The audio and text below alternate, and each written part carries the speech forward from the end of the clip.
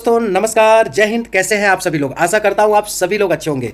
दोस्तों आज का ये जो वीडियो मैं आपके सामने लेके आया हूं ना, इस वीडियो को देख के आपको वो चीज दिखेगी, वो सच्चाई दिखेगी कि चेहरे के पीछे चेहरा, यानी जिस देश में हम रह रहे हैं, जिस देश का हम खा रहे हैं, जिस देश ने हमें इतनी शोहरत, इतनी बुलंदियों पे पहुंचाया है, उस देश को किस तरीके से बदनाम किया जाए, किस तरीके से तोड़ा जाए, किस तरीके से निस्तानाबूद किया जाए, उसकी एक श्रेणी मैं आपको दिखा रहा हूं इस वीडियो के माध्यम से। तो इस वीडियो को देखिए और समझने की कोशिश कीजिए कि चेहरे के पीछे चेहरा किस तरीके से काम करता है। पहले आप इस वीडियो को देखिए, फिर हम बात करेंगे और अच्छे से बात करेंगे। आप देख लीजिए पहले एक बार। वो क्या कहते हैं, मैं उनको बहुत बड़ा मक्कार मानता हूं। मेरे सबसे बड़े भाई के क्लासमेट थे अलीगढ़ में, मैं उनको बचपन से देख रहा हूं। उनकी मक्कारी क्या है? वो कहते हैं कि ए हिंदुओं, तुम मुसलमान जैसे मत बनो, तुम मुसलमानों को अपना जैसा बनाओ। तो आप क्या कर रहे हैं? कुछ काम आप भी लेंगे कि नहीं लेंगे? आपकी जिम्मेदारी है कि नहीं है? आप अपनी बीवी को, वैसे ये कोई निजी टिप्पणी नहीं है क्योंकि सार्वजनिक टिप्पणी की है इसलिए मैं बोल रहा हूं। उनकी बीवी भारत के सिनेमा जगत की बहुत बड़ी हीरोइन थी। कोई ऐसा नहीं था कि उनकी मूवी देखने के लिए पाकिस्तान से मुसलमान टिकट लेके आते थे और हिंदू नहीं जाते थे। इसी देश के लोगों ने बड़ा बनाया उनको, कई अवार्ड मिले उनको, लोगों ने सर पे बिठाया। भारत के राष्ट्रपति का जो एक खास कोटा होता है कि दानिश्वर लोगों को, आर्टिस्ट लोगों को राज्यसभा में नॉमिनेट करते हैं, उसमें नॉमिनेट भी नहीं वो। बुढ़ापे तक उन्होंने इस देश के तमाम रिसोर्सेज का तमाम मान सम्मान पाया। अब लगा अब क्या बचा है, तो आखिर में उन्हें नाम याद आया कि मेरा नाम तो शबाना आजमी है। तो आप आइकॉन बनी और उसके बाद आपने एक बयान दिया कि मुंबई में मुसलमानों को कोई मकान नहीं देता है। तो ये कहां सड़क पे रह रही थी? ये जो मक्कारी है सैयद हामिद अंसारी से लेकर के शबाना आजमी तक, और अब तो एक नया चलन चला है कि 2015 में कुछ लोगों को डर लगा कि भाई डर लगता है तो अपनी बीवी से बेडरूम में कहते हैं सुबह ही निकल चलना है यहां से। हमने कहा शायद चले जाएंगे, हमें बता दो कहां जाना है, टिकट भी हम दे देंगे, लेकिन गई नहीं। डर लगा कर का मतलब नहीं था। आप इस देश के युवाओं के आइकॉन बने और उस आइकॉन करने के बाद आपने इस भारत की सभ्यता और भारत के संविधान और भारत के 90 करोड़ हिंदुओं के ऊपर दाग लगाने में 2 मिनट नहीं लगाए कि हमें डर लगता है क्योंकि हिंदू जो है आक्रामक हो गया है, हिंदू इंटॉलरेंट हो गया है। शर्म आनी चाहिए उन लोगों को। दोस्तों आपने सुना ना, अब मैं क्या बताऊं। अपने देश की तो यही बड़ी बात है, अपनी संस्कृति की तो यही बड़ी बात है, हम हिंदुओं की तो यही बड़ी बात है कि हम लोग सब कुछ देखते हुए भी हम लोगों में जो पूर्वजों का है ना कि क्षमा कर दो, माफ कर दो, छोड़ो, जाने दो। क्योंकि मैं ये शब्द इसलिए बोल रहा हूं दोस्तों, क्योंकि देखिए फिल्म इंडस्ट्री की हम अगर बात करें तो बॉलीवुड आप सभी लोग जानते हैं और पूरा देश चिल्ला चिल्ला के चीख चीख के कह रहा है कि बॉलीवुड कहीं ना कहीं हमारे देश विरोधी गतिविधियों में जुड़ा रहा है। हमारे सिस्टम को, हमारे सभ्यता को कहीं ना कहीं बिगाड़ने का एक बहुत बड़ा कारण हमारी बॉलीवुड भी रही है। जिनमें अगर मैं बात करूं तो आप आमिर खान का वक्तव्य उठा लीजिए। सन 2015 में उन्होंने क्या बोला था? उन्होंने बोला था कि अब ऐसा समय आ चुका है कि हमें अब घरों में रहने में भारत में डर लग रहा है। लेकिन आज भी वो भारत में है, उनका डर तो हमें तो नहीं लगा कि उन्हें कहीं किसी ने मारा पीटा। इसके बावजूद भी इंजॉय कर रहे हैं, मूवी बना रहे हैं और हमारे टैक्स से क्या कर रहे हैं? अपनी जिंदगी जी रहे हैं। अगर हम हिंदू मूवी देखना छोड़ दें इन लोगों का, तो ये इनकी औकात नहीं है, ना ये पढ़े हैं, ना लिखे हैं, ना कुछ इनकी औकात नहीं है कि ये 4 पैसे कमा ले। लेकिन आज जिसका खा रहे हैं उसी को गाली दे रहे हैं।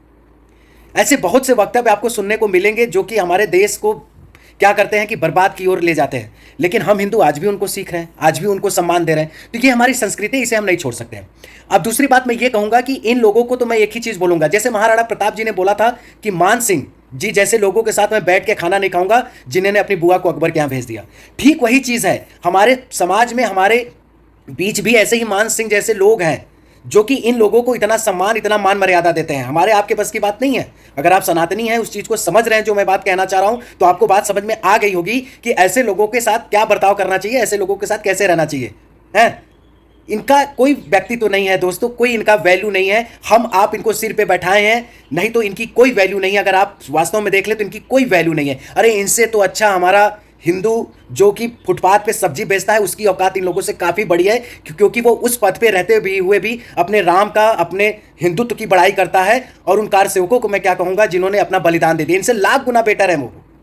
तो ऐसे लोगों की बातों में अब हमें नहीं आना है और हमें कुछ करना पड़ेगा। और कुछ करना क्या पड़ेगा कि हमें और आपको जागरूक होना पड़ेगा। और ऐसे लोगों को, मैंने बोला ना, ऐसे लोगों के खिलाफ कहीं भी खड़े होकर कुछ भी बोला जाए तो वो गलत नहीं होगा, उसमें संकोचाना भी नहीं है, कोई हेजिटेशन नहीं होनी चाहिए। जो है वो है, जो सत्य है वो है। तुम ऐसा करोगे तो तुमको इसका विरोध झेलना पड़ेगा, और तुम नहीं सुधरोगे तो फिर भैया जहां तुमको डर नहीं लगता है वहां चले जाओ।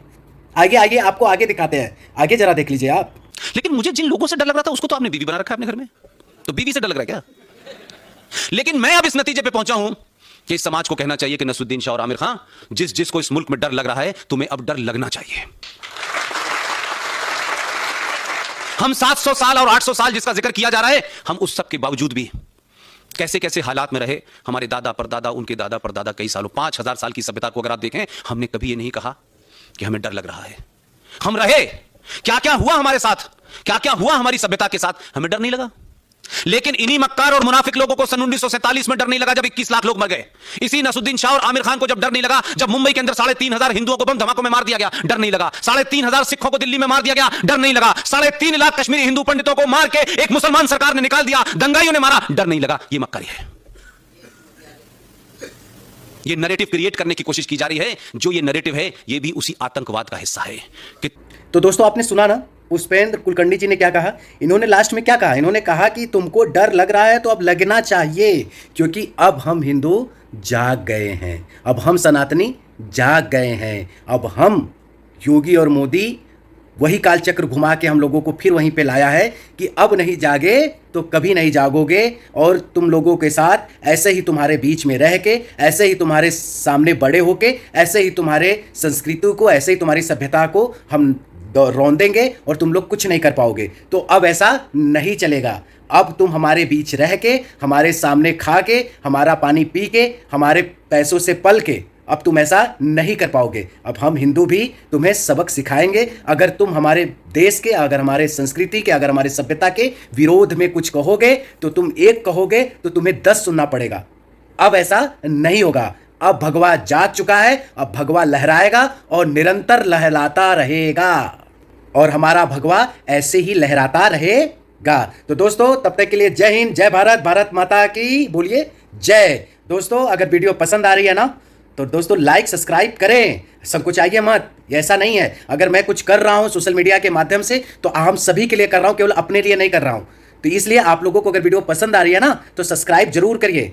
अगर आप सनातनी हैं तो, नहीं है तो भी देखिए और समझिए और कोशिश करिए समझने की। चलिए तब तक के लिए जय हिंद।